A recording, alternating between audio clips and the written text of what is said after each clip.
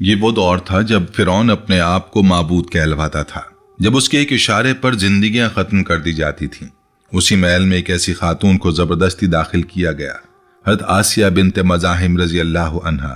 آج ہم آپ کو لے چل رہے ہیں فرعون کے محل میں، جہاں طاقت کے نشے میں چور ایک بادشاہ نے حضرت آسیہ بنت مزاحم رضی اللہ عنہا جیسی پاکیزہ اور نیک سیرت خاتون کو جبراً اپنی زوجیت میں رکھا۔ آج کی اس ویڈیو میں ہم جانیں گے کہ آخر فرعون نے حضرت آسیہ رضی اللہ عنہا سے جبری نکاح کیوں کیا اور جبر کے باوجود وہ ایمان پر کیسے قائم رہیں۔ آئیں جانتے ہیں اس ایمان افروز اور دل دہلا دینے والے واقعے کی مکمل حقیقت۔ حضرت آسیہ بنت مزاحم رحمۃ اللہ علیہا تاریخ ایمان کی ان عظیم خواتین میں شمار ہوتی ہیں جنہوں نے طاقت کے ایوانوں میں رہتے ہوئے بھی حق کا دامن نہیں چھوڑا۔ آپ مصر کے بادشاہ فرعون کی بیوی تھی، ایک ایسی ہستی جو اپنی پارسائی، رحم دلی اور نرم خوئی کی وجہ سے اہل ایمان میں خاص مقام رکھتی ہیں، جبکہ فرعون مصر کا وہ حکمران تھا جو سرکشی، انکار اور خدائی کے جھوٹے دعوے کی علامت بن چکا تھا۔ تاریخ کے مطابق اس کا اصل نام ولید بتایا جاتا ہے۔ یہی وہ شخص ہے جس کا شمار ان بدبخت اور ملعون لوگوں میں ہوتا ہے جنہوں نے اللہ تعالیٰ کی وحدانیت کا انکار کیا، خود کو معبود کہلوایا اور اللہ پر ایمان لانے والوں پر ظلم و ستم کے پہاڑ توڑے، بے گناہوں کا قتل عام کیا، حتیٰ کہ اپنے انجام کے ذریعے قیامت تک کے لیے عبرت کی نشانی بن گیا۔ نسب کے حوالے سے مشہور روایت یہ بتاتی ہے کہ حضرت آسیہ رحمۃ اللہ علیہا مصر کے قدیم شاہی خاندان سے تعلق رکھتی تھیں۔ آپ کا نسب یوں بیان کیا جاتا ہے: آسیہ بنت مزاحم بن عبید بن ریان بن ولید، اور یہی ریان بن ولید وہ بادشاہ تھے جو حضرت سیدنا یوسف علیہ السلام کے دور میں مصر کے حکمران تھے اور آپ علیہ السلام پر ایمان لے آئے تھے۔ اس طرح حضرت آسیہ رحمۃ اللہ علیہا ایک انتہائی ظالم اور جابر فرعون کی بیوی ہونے کے باوجود خود سراپا خیر و رحمت تھیں۔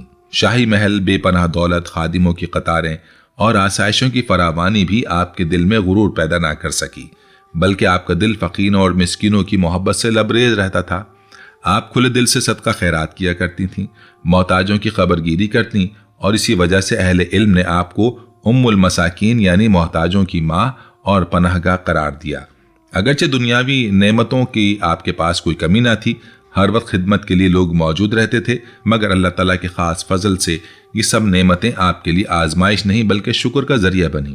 فرعون کا ظلم، اس کی درندگی اور انسانوں کے ساتھ اس کا ظالمانہ برتاؤ حضرت آسیہ رحمۃ اللہ علیہا کے دل کو سخت ناپسند تھا۔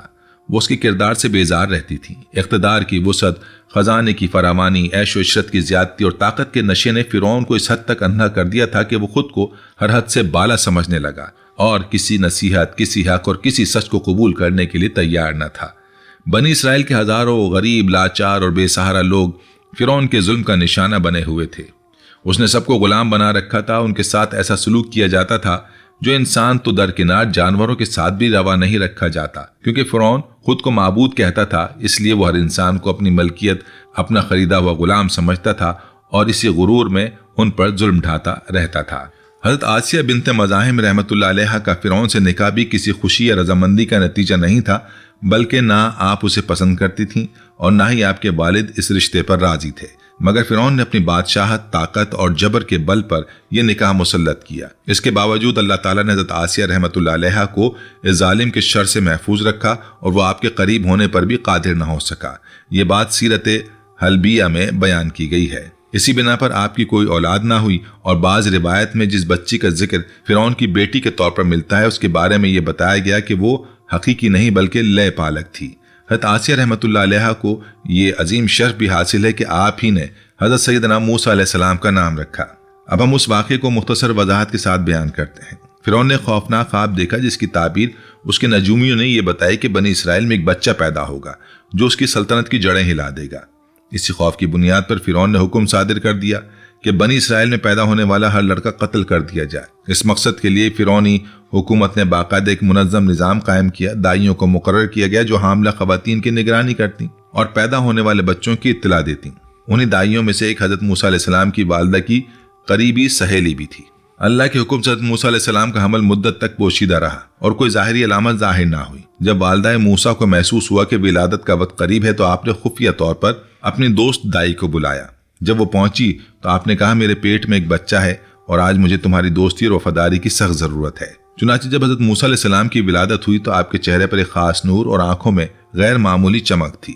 یہ منظر دیکھتے ہی دائی پر رقت طاری ہو گئی۔ اور اس کے دل میں اس نومولود کے لیے ایسی محبت جاگ اٹھی کہ اس نے اس پورے وجود کو منور کر دیا۔ وہ جذبات سے مغلوب ہو کر بولی کہ پہلے میرا ارادہ تھا کہ حکومت کو اطلاع دوں تاکہ سپاہی آ کر اس بچے کو قتل کریں اور مجھے انعام مل جائے، مگر اب میں خود اس پر آمادہ نہیں ہو پاتی۔ میرے دل میں اس بچے کی ایسی محبت اتر چکی ہے کہ میں نہیں چاہتی کہ اس کا ایک بال بھی بیکا ہو، لہٰذا میں وعدہ کرتی ہوں کہ میں اس کی حفاظت کروں گی اور اسے کوئی نقصان تک پہنچنے نہیں دوں گی۔ جب وہ دائی مادر موسیٰ علیہ السلام کے گھر سے باہر نکلی تو حکومت کے چند جاسوسوں کی نظر اس پر پڑ گئی۔ انہیں شبہ ہوا اور انہوں نے فیصلہ کیا کہ اس گھر کی تلاشی لی جائے۔ حضرت موسیٰ علیہ السلام کی بہن نے فوراً اس خطرے کو بھانپ لیا اور دوڑ کر اپنی والدہ کو آگاہ کیا۔ یہ سنتے ہی ماں پر گھبراہٹ طاری ہو گئی، سمجھ نہیں آ رہا تھا کہ اب کیا کیا جائے۔ شدید پریشانی کے اس لمحے میں جب دل خوف سے لرز رہا تھا اور عقل معطل ہو رہی تھی، اس ماں نے اپنے نوزائیدہ بچے کو ایک کپڑے میں لپیٹا اور چولہے میں رکھ دیا۔ اسی اثنا میں حکومت کے اہلکار گھر میں داخل ہو گئے۔ انہوں نے چاروں طرف نگاہ دوڑائے مگر انہیں روشن چولہے کے سوا کچھ نہ دکھائی دیا۔ انہوں نے مادر موسیٰ سے پوچھ گچھ شروع کی اور سوال کیا کہ دائی یہاں کیوں آئی تھی؟ ماں نے بڑے سکون سے جواب دیا کہ وہ میری سہیلی ہے، محض ملاقات کے لیے آئی تھی۔ یہ سن کر فرعونی کارندے مایوس ہو گئے اور واپس لوٹ گئے۔ جب گھر خالی ہوا تو ماں کو کچھ ہوش آیا۔ اس نے گھبرا کر اپنی بیٹی سے پوچھا بچہ کہاں ہے؟ بیٹی خاموش رہی۔ اسی لمحے چولہے کے اندر سے بچے کی رونے کی آواز سنائی دی۔ ماں بے اختیار چولہے کی طرف لپکی۔ کیا دیکھتی ہیں کہ اللہ تعالیٰ نے اس کے لیے چولہے کی آگ کو ٹھنڈا کر دیا اور اسے سراسر سلامتی کی جگہ بنا دیا۔ وہی رب جس نے حضرت ابراہیم علیہ السلام کے لیے آتش نمرود کو برد و سلام بنایا، اسی نے یہاں بھی اپنی قدرت کا جلوہ دکھایا۔ ماں نے کانپتے ہاتھوں سے اپنے بچوں کو صحیح سالم باہر نکال لیا، لیکن خطرہ بھی ٹلا نہیں تھا کیونکہ فرعون کے جاسوس گلیوں اور راستوں میں گھوم رہے تھے اور ذرا سی آواز، ذرا سا اشارہ بھی بہت بڑی مصیبت کا سبب بن سکتا تھا۔ ایسے نازک لمحے میں اللہ کی طرف سے ایک الہام مادر موسیٰ کے دل پر نازل ہوا، ایسا الہام جو بظاہر انتہائی خطرناک قدم کی طرف لے جا رہا تھا، مگر اس کے باوجود اس ماں کے دل میں عجیب سا اطمینان اور سکون پیدا ہو گیا تھا۔ اس الہام کا ذکر قرآن کریم میں اس طرح آیا ہے کہ ہم نے موسیٰ علیہ السلام کی ماں کی طرف وحی کی کہ اسے دودھ پلاتی رہو، پھر جب تمہیں اس کے بارے میں خوف محسوس ہو تو اسے دریا میں ڈال دینا اور نہ ڈرنا نہ غم کرنا، ہم اسے تمہاری طرف لوٹا دیں گے اور اسے رسولوں میں سے بنا دیں گے۔ ماں نے دل نے کہا کہ یہ اللہ کا حکم ہے اور مجھ پر فرض ہے کہ میں اسے پورا کروں۔ چنانچہ انہوں نے مضبوط ارادہ کر لیا کہ وہ اس الہام کو عملی صورت دیں گی اور اپنے نوزائیدہ بچے کو دریائے نیل کے سپرد کرے گی۔ حضرت موسیٰ علیہ السلام کی والدہ نے ایک مصری بڑھئی تلاش کیا اور اس سے کہا کہ میرے لیے ایک چھوٹا سا صندوق بنا دو۔ بڑھئی نے سوال کیا کہ تم اس صندوق کو کس مقصد کے لیے استعمال کرو گی؟ اور حضرت موسیٰ علیہ السلام کی ماں جو جھوٹ بولنے کی عادی نہ تھی اور ہمیشہ سچ کا دامن تھامتی تھی، اس سوال پر خاموش ہو گئی۔ اس عورت نے صاف الفاظ میں کہا کہ میں بنی اسرائیل کی ایک عورت ہوں، ایک نوزائیدہ بچے کی ماں ہوں اور اپنے بیٹے کو صندوق میں محفوظ رکھنا چاہتی ہوں۔ یہ سن کر اس بڑھئی کے دل میں فوراً یہ ارادہ پختہ ہو گیا کہ وہ جا کر جلادوں کو اس بچے کی خبر دے گا۔ چنانچہ وہ حکومت کے دفتر پہنچا، مگر جیسے ہی اس نے بات شروع کرنی چاہی، اس کے دل پر ایسی ہیبت اور دہشت طاری ہوئی کہ اس کی زبان بند ہو گئی۔ وہ بول نہ سکا اور صرف ہاتھوں کے اشارے سے اپنی بات سمجھانے کی کوشش کرنے لگا۔ فرعونی کارندوں نے اس کی عجیب حرکت دیکھ کر گمان کیا کہ یہ شخص ہمارا مذاق اڑا رہا ہے، چنانچہ انہوں نے اسے مارا پیٹا اور دفتر سے نکال دیا۔ جیسے ہی وہ باہر نکلا اس کی گفتگو واپس آ گئی۔ وہ دوبارہ جلادوں کے پاس گیا، مگر پھر اسی کیفیت میں مبتلا ہو گیا اور ایک بار پھر مار کھا کر واپس لوٹ آیا۔ تب اس نے یہ سمجھ لیا کہ اس معاملے میں ضرور کوئی الہی راز پوشیدہ ہے، چنانچہ اس نے خاموشی سے صندوق تیار کر دیا۔ ادھر صبح کا وقت تھا، اہل مصر ابھی گہری نیند میں تھے۔ مشرق کی جانب سے روشنی پھوٹ رہی تھی۔ حضرت موسیٰ علیہ السلام کی والدہ نے اپنے نوزائیدہ بچے اور صندوق کو لے جا کر دریا نیل کے کنارے پہنچی۔ آخری مرتبہ بچے کو دودھ پلایا، پھر انتہائی محبت اور درد کے ساتھ اسے صندوق میں رکھا اور اسے صندوق کو دریا نیل کی بے رحم موجوں کے سپرد کر دیا۔ نیل کی تیز اور پرجوش لہریں اس صندوق کو آہستہ آہستہ ساحل سے دور گہرے پانی میں لے گئیں۔ ماں کنارے کھڑی یہ منظر دیکھتی رہیں۔ انہیں یہ محسوس ہو رہا تھا جیسے ان کا دل ان کے سینے سے جدا ہو کر ان موجوں کے ساتھ بہتا جا رہا ہو۔ اگر اس وقت اللہ تعالیٰ ان کے دل کو صبر اور سکون عطا نہ فرماتا تو یقیناً وہ ضبط نہ کر پاتی اور سارا راز فاش ہو جاتا۔ دوسری جانب اگر فرعون کے محل کے حالات پر نظر ڈالیں تو روایت میں آتا ہے کہ فرعون کی ایک بیٹی شدید بیماری میں مبتلا تھی۔ فرعون نے اس کے علاج میں کوئی کسر نہ چھوڑی مگر شفا نہ ہوئی۔ آخر اس نے کاہنوں اور نجومیوں سے مشورہ کیا۔ انہوں نے کہا کہ اے فرعون، ہمیں علم نجوم سے یہ اشارہ ملا ہے کہ دریا نیل سے ایک بچہ تیرتا ہوا تیرے محل میں آئے گا۔ اگر اس بچے کے منہ کی لاب اس بیمار کے جسم پر لگا دی جائے تو وہ شفا پا جائے گی۔ چنانچہ فرعون اور اس کی ملکہ حضرت آسیہ بنت مزاحم رحمۃ اللہ علیہا اسی واقعے کے منتظر رہنے لگے، یہاں تک کہ ایک دن اچانک انہوں نے دریا کی سطح پر ایک صندوق کو تیرتے ہوئے دیکھا۔ فرعون نے فوراً حکم دیا کہ اسے پانی سے نکال کر محل میں لایا جائے۔ سرکاری خادم وہ صندوق اٹھا کر فرعون کے سامنے لے آئے۔ کسی میں اتنی جرت نہ تھی کہ اس کا ڈھکنا کھولے، کیونکہ مشیت الہی یہی تھی کہ حضرت موسیٰ علیہ السلام کا صندوق کا ڈھکنا خود فرعون کے ہاتھوں سے کھلے۔ چنانچہ جیسے ہی ڈھکنا کھولا گیا، فرعون کی ملکہ حضرت آسیہ رحمۃ اللہ علیہا کی نظر اس بچے پر پڑی تو یوں محسوس ہوا جیسے ایک نورانی چمک نے ان کے دل کو یکدم منور کر دیا ہو۔ انہی لمحات میں خصوصاً فرعون کی ملکہ حضرت آسیہ بنت مزاحم رحمۃ اللہ علیہ کے دل میں اس نومولود بچے کی محبت اس طرح جاگزیں ہو گئی جیسے دل میں گھر بنا لیا ہو، اور جب اللہ کے حکم سے اس بچے کے منہ کی لعاب اس کی شفا کا سبب بن گیا تو یہ محبت اور بھی گہری ہو گئی۔ قرآن کریم میں اس واقعے کو یوں بیان کیا گیا ہے کہ فرعون کے گھر والوں نے موسیٰ علیہ السلام کو نیل کی موجوں سے اٹھا لیا تاکہ وہ ان کے لیے دشمن اور باعث رنج بن جائے۔ جب حضرت سیدنا موسیٰ علیہ السلام بچپن میں حضرت آسیہ رحمۃ اللہ علیہا کی گود میں آئے تو انہوں نے آپ کے چہرے پر نور نبوت کی جھلک دیکھی اور اسی لمحے دل میں یہ فیصلہ کر لیا کہ اس بچے کو اپنا بنا لیں گی۔ چنانچہ انہوں نے فرعون سے وہ بات کہی جسے قرآن پاک نے محفوظ کر دیا کہ یہ بچہ میری اور تیری آنکھوں کی ٹھنڈک ہے، اسے قتل نہ کرو۔ اس پر بدبخت فرعون نے بے نیازی سے کہا کہ تم رکھ لو اسے، مجھے اس کی کوئی ضرورت نہیں۔ رسول اللہ صلی اللہ علیہ وآلہ وسلم کا فرمان ہے اگر فرعون بھی آسیہ کی طرح یہ کہہ دیتا کہ یہ بچہ اس کی آنکھوں کی ٹھنڈک ہے تو اللہ تعالیٰ اسے بھی ہدایت عطا فرما دیتا، جیسے آسیہ رحمۃ اللہ علیہ کو ہدایت نصیب ہوئی۔ ادھر جب حضرت موسیٰ علیہ السلام محل میں پہنچے تو آپ شدید بھوک کا شکار تھے۔ وقت گزرتا گیا اور بھوک کی شدت بڑھتی گئی۔ بے قراری کے عالم میں آپ بار بار رونے لگے۔ آپ کی آواز محل کی فضا میں گونجتی ہوئی ملکہ تک پہنچی، جسے سن کر ان کا دل کانپ اٹھا۔ فرعون کے سپاہیوں نے بچے کو خاموش کرانے کے لیے کئی دائیوں کا انتظام کیا، مگر حضرت موسیٰ علیہ السلام نے کسی ایک کا دودھ بھی قبول نہ کیا۔ ادھر حضرت موسیٰ علیہ السلام کی والدہ نے اگرچہ اللہ پر کامل بھروسہ اور توکل کے ذریعے اپنے دل کو سنبھال لیا تھا، لیکن پھر بھی وہ اپنے بچے کی حالت سے باخبر رہنا چاہتی تھیں۔ اس لیے انہوں نے اپنی بیٹی حضرت کلثوم سے کہا کہ حالات پر نظر رکھو، اور بیٹی نے ماں کے حکم کو انتہائی دانائی سے پورا کیا۔ وہ فرعون کے محل کے قریب پہنچ گئی تاکہ اپنے بھائی کے حالات کا معلوم کر سکیں۔ فرعون کے سپاہی انہیں پہچان نہ سکے۔ اسی دوران شاہی کارندے بچے کو لے کر محل سے باہر آئے تاکہ کسی دائی کا بندوبست کریں۔ تب حضرت موسیٰ علیہ السلام کی بہن نے دور سے اپنے بھائی کو دیکھا اور بڑی حکمت سے کہا کہ میں ایک ایسی عورت کو جانتی ہوں جو اس بچے کو دودھ پلا سکتی ہے۔ اس کا اپنا بچہ اس سے جدا ہو گیا ہے اور وہ اس بچے کو دودھ پلانے پر آمادہ ہے۔ یہ سن کر حکم دیا گیا کہ فوراً اس عورت کو محل میں لے کر آؤ۔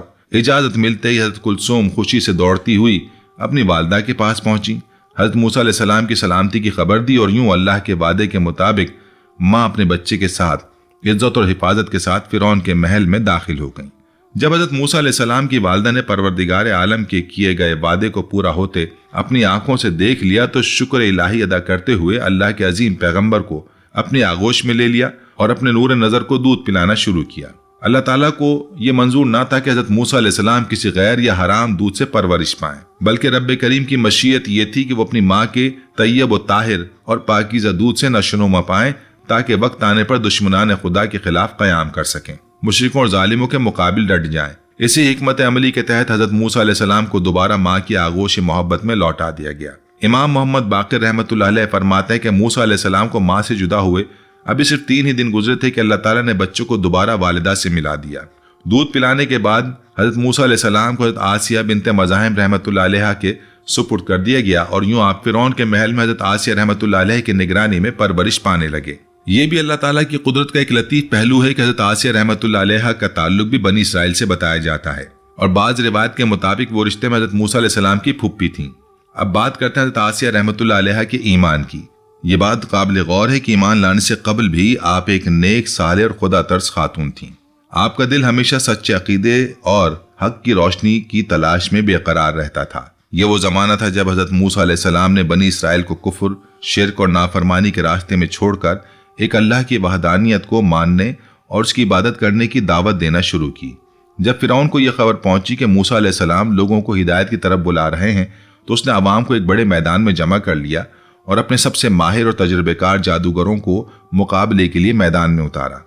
مقصد یہ تھا کہ اپنی طاقت اور جادو کا روب دکھا کر لوگوں کے دلوں میں حضرت موسیٰ علیہ السلام کی تعلیمات کا اثر زائل کر دیا جائے اور انہیں نعوذ باللہ جھوٹا اور دیوانہ ثابت کیا جائے۔ جادوگروں نے اپنی رسیاں زمین پر پھینکی جو جادو کے اثر سے سانپ بن کر رینگنے لگی۔ یہ منظر دیکھ کر مجمع پر خوف اور دہشت طاری ہو گئی۔